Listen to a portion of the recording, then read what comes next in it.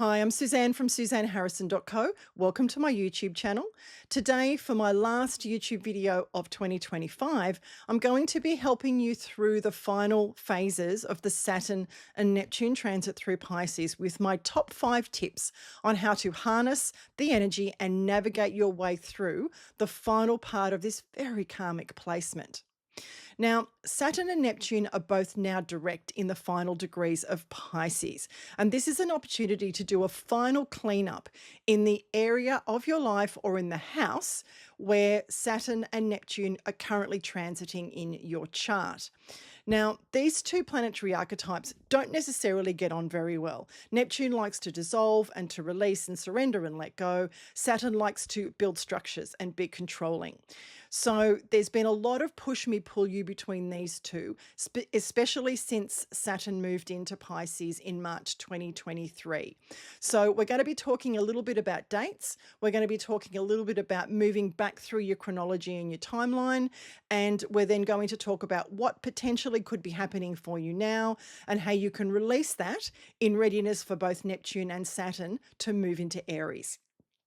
So let's get into the top 5 tips that I have for helping you harness this energy and navigate your way through it. So the first thing I want you to do is to check the placement of Saturn and Neptune by transit in your chart right now.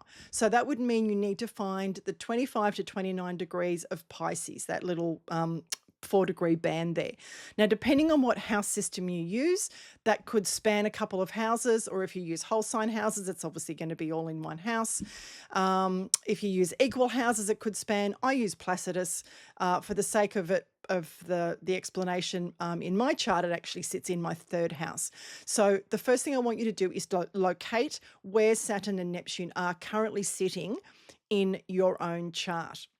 Now, this is where the majority of the activity will have been happening over the last, since 2012, and it will have been ramped up since March 2023 when Saturn first moved into Pisces. Now, once you've located the area of your chart, track back to what was happening in your life in February 2012, and then do a quick chronology, I suppose, of the major things that were going on. All right.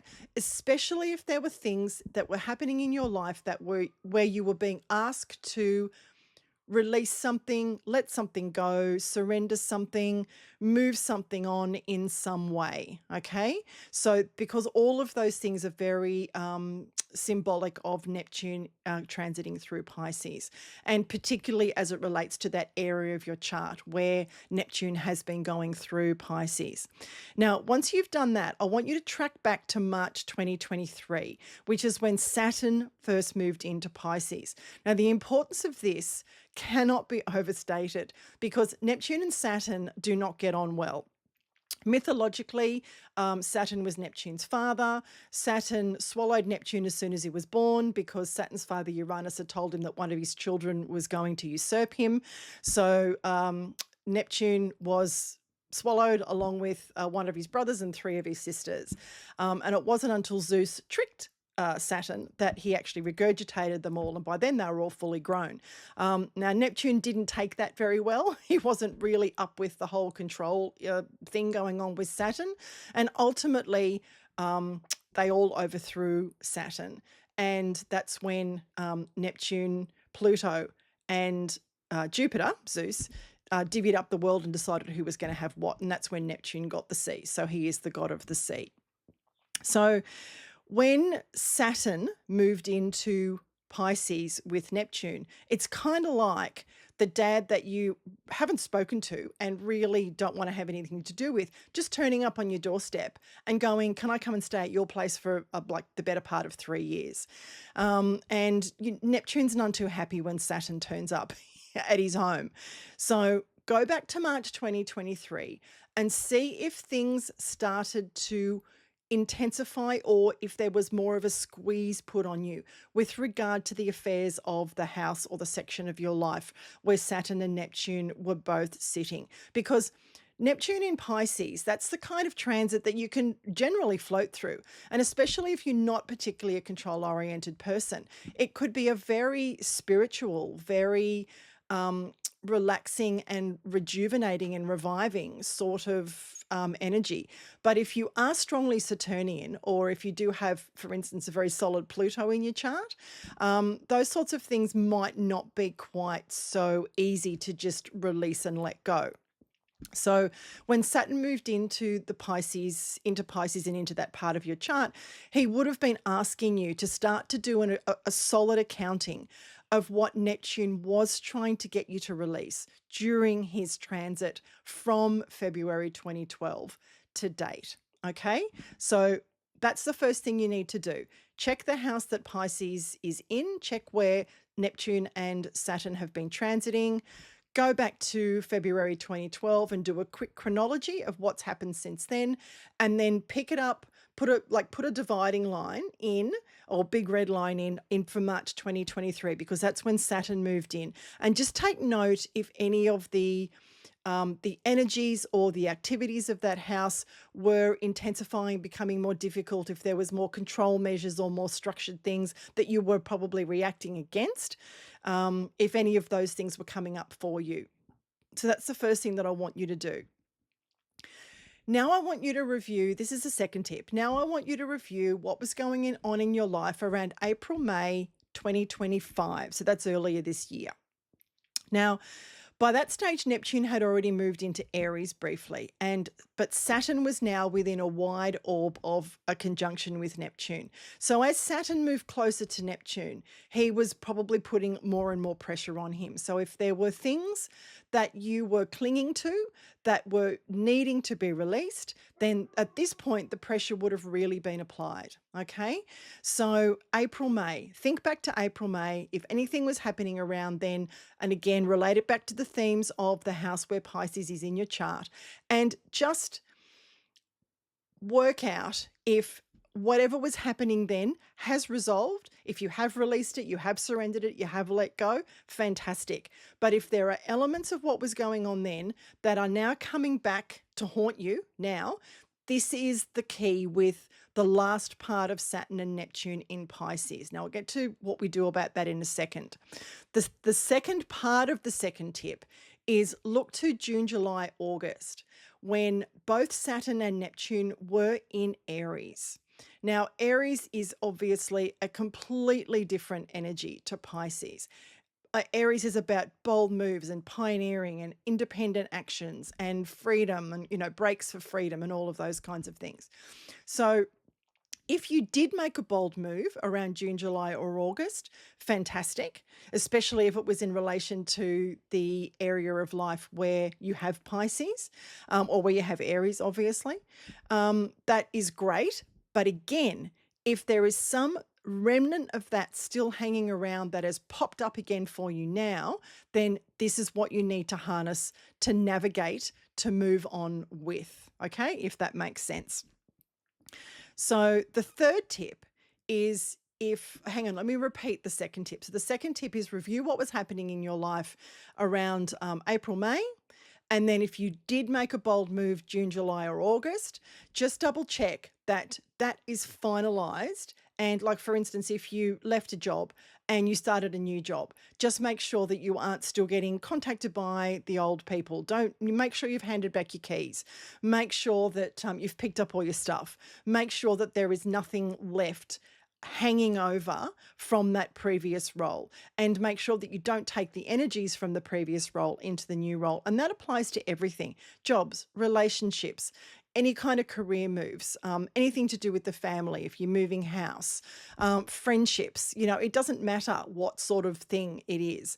It will be dictated by the area of your life and the sector of your chart where this is all falling. Okay, so the next tip is, if something has returned, or reared its ugly head, this is Saturn giving you one last test before moving on to Aries. Now, one of the really interesting things about the difference between psychological and traditional astrology is that in psychological astrology, Saturn is seen very much as a teacher or a taskmaster. So when his transits come along, he comes in and he goes, here's a test, see if you can pass it. If you don't, I'm going to move on. And at some point, Pluto's going to come along and he'll ruin your life, basically. So that's what Saturn is doing in this case. But in this case, it is much, much more important because we're talking about the final degrees of Pisces. All right. So if there is a lesson that you need to learn, if there is a test in some area of your life that you need to pass, if there is something you need to release and let go or surrender, then do it. I'm telling you right now, do it. Because by the time Neptune goes into Aries on the 26th of January 2026, followed by Saturn into Aries on the 14th of February 2026, it'll be too late. And what will happen is if you are still holding on to something, if you're still carrying some burden, or it's anger or hatred or regret or frustration or whatever it is, then that's just going to slide back into your subconscious. You'll think it's gone, but it will just slide back into your subconscious, or worse still, into your unconscious. And it will come back and bite you at some point in the future. It'll trip you up. Not only that, it won't just happen in this life. This is a karmic phase. This is the final degrees of Pisces. This is the chance to throw everything you don't want back into the great cosmic sea, okay? So if you don't, this is the stuff that brings back karmic issues from this life into the next life. So the chances are you might have had a moment like this in a previous life where you failed to learn the lesson, you failed to pass the test, which is why it's coming up again this time around. That's how this stuff works, okay? So I want you to make sure that you recognize the test and that you allow yourself to be open to learning whatever lesson it is that you need to learn. So that's the third tip, okay? Be open to the examination. Sit the exam, pass the test, and move on is my advice, okay? So the fourth tip is more of an explanation. So what's happening here, because it's such strong Pisces energy, is you're being asked to finally release, dissolve, or surrender something. Now, or someone. Now, Saturn usually likes to build structures and organize things, but with Neptune there as well, the whole thing is taking place in Pisces, as I mentioned. This isn't the moment for building. You know, Saturn is giving you one last chance to do a solid accounting. Now, Neptune was just still bobbing around in Pisces. You could still just bob around on the ocean until the storm hits when Neptune moves into Aries. But Saturn's come along and said, hang on a second, this isn't just a holiday. You actually need to do some work here. Okay, so he's giving you the ability and the clarity and the focus and the practicality to take a little bit of a step back and examine what is actually going on. And if you take the time and you do examine what's going on and you do that full accounting, then you will be able to release or let go of things that are no longer going to serve you. And you might even resolve some karmic patterns along the way. Now, that's the fourth tip. So the fourth tip is you're being asked to release, surrender, dissolve, or let go of something. Now, the fifth tip is the easiest to say and the hardest to do. Now, this is do the accounting, do the work, sit the exam, pass it, and move on. And I'll tell you why you need to do that in a second. So face up to whatever this task is and complete it. Now, I'm going to use an example from my own life, and I'll use an example from a client's life with her permission. In my life, all this is falling in the third house of communication. I had some issues in a past role that I was performing where I was being gagged, where I didn't have a voice. I left that place and I now have my own YouTube channel and my own blog, and, you know, I'm doing my own thing. But earlier this week, I received an email from that former place and they were still attempting to gag me. So clearly there was stuff that I still hadn't resolved and I still hadn't let go of. Now, I chose to surrender, which is unusual for me, but it felt right at the time. Now, I agreed to all of their demands. They were asking me to take reels down, to take TikToks down. I did all that because really it was no skin off my nose in the end. And it was like, okay, no problem. You do you. I'm over here doing me. This is my lane. I'm just going to keep going. Okay. But I made it very clear that they were not to contact me again. I was very diligent, again, Saturn. I was very diligent in going through my entire digital presence to make sure that nothing else existed online that would be a problem for myself or for them.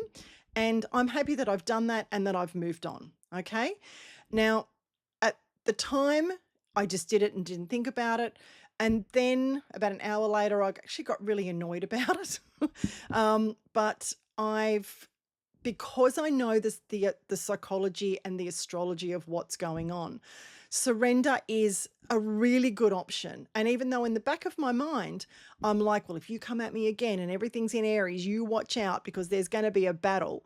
I actually believe by the time Neptune moves into Aries and Saturn moves into Aries, everything is going to be shifting so much. And then the sun's going to move into Aries in March as well, of course. Then when we've got all that solid Aries energy, this is going to be so far in my rearview mirror that it won't matter. Okay. And almost an identical thing happened to a client of mine, but hers was regarding an eighth house issue. So her eighth house issue was that she had her own business. She was in the process of selling this business to somebody else for the last year or two, again, while Saturn's been in Pisces. They had formed almost like a partnership in the business. And that was part of the process of them being overtaken. Then she sold the business to this other person, and there were certain, obviously, terms in the contract, etc. And then signed, sealed, and delivered, money paid, business handed over. And then only in the last 2 to 3 weeks, again, once Saturn turned direct in Pisces, this person came back and began making demands that were not in the contract. So it was just another reminder. Now the client, she chose to just go, yeah, whatever. All right, that's fine. Whatever. So she surrendered as well. And again, she's also not 100% comfortable with that. But when I did the reading with her, I said to her, leave it for now. Leave it for a few months. Leave it until the equinox in March. If you still feel the same way when the sun moves into Aries and everything's up in your 9th house and moving up towards your 10th, then okay, let's have another conversation and chart a way forward to potentially regain some of the ground that you may feel that you have lost. But the reality is she hasn't lost any ground. She has simply let something go. She's simply gone, you know what, you're a control freak. That's your issue. Again, both of us were in the grips of a control freak, a very Saturnian type of people. They were trying to be overly authoritarian. They were trying to be overly controlling. They were trying to dominate us. They were trying to do Saturnian type things. And we're both just being Pisces and slipping out of their grasp. And that's the best thing that you can do. So this is the best advice that I can give you about harnessing and working your way through this energy, is to make sure, especially if you've got somebody else who's trying to control you, make sure that you are doing the full accounting, that you are taking a step back. So you're trying to be objective. I know it's hard when everything's in Pisces, but we've got enough planets at the moment moving into Capricorn. The sun's about to move into Capricorn. Mars is in Capricorn. Very practical energies happening at the moment. So, and by the time Neptune moves into Aries, Venus is also Venus will also have done a full transit through Capricorn. So that grounding, practical energy will also bring you back to yourself, all right? And it's far more important to think about who you are, where you're going, what you're doing, who you want to be. And at the end of the day, do you want to be the person who holds a grudge or anger or frustration or annoyance or hatred, any of those things against somebody who in your life is not going to matter in 5 years' time? Okay. That's probably the best piece of advice I can give you about all of this. When you're thinking about releasing things, letting them go, etc., do all that. Now isn't necessarily the time to make the bold move. The bold move can come after everything's moved into Aries, and everything's going to look different when Neptune and Saturn have both moved into Aries. I want to be very clear about that. So the way everything feels with Neptune and Saturn in Pisces is there can be confusion, there can be loss, there can be real, like you feel like you're lost at sea. You can feel like you're in a fog. It can be difficult to think straight, you know, if you have to start to write lists, if you have to do pros and cons of doing things, if you have to write it out or paint it out or dance it out or talk it out with a friend. You can do any of those things and it will all help you get to where you need to go with this current transit. So they're my top 5 tips. Make sure that you know what area of your chart is being impacted. Go back to March 2012 to when Neptune first moved into Pisces, then click on to March 2023 when Saturn moved into Pisces, and just see if you can see any kind of like a timeline of something intensifying or someone trying to control you or things becoming more difficult or the way becoming more rocky around that time. And then have a look at what was going on in April, May this year. And then look at June, July, August this year to see particularly if you have made a bold move. And if you are feeling at the moment like you are being pulled back in the undertow, or if there is somebody from your past coming back to try to control you again through that area of your chart, I want you to take a really good long look at the affairs of that chart and ask yourself, is this going to matter in 12 months' time? Is this going to matter in 3 years' time? Is this going to matter in 5 years' time? I can tell you now that taking down that TikTok and that video meant nothing to me. In the end, it meant nothing the next day. So it's not going to mean anything next year or in 5 years' time. So if you can ask yourself that question clearly and come up with the answer, then it's the ideal time to finally release, surrender, or let go of anything that has been impacting you in that area of your life where Saturn and Neptune have been transiting. Do it now, because if you don't do it now, you're not going to get another chance to do it. Good luck.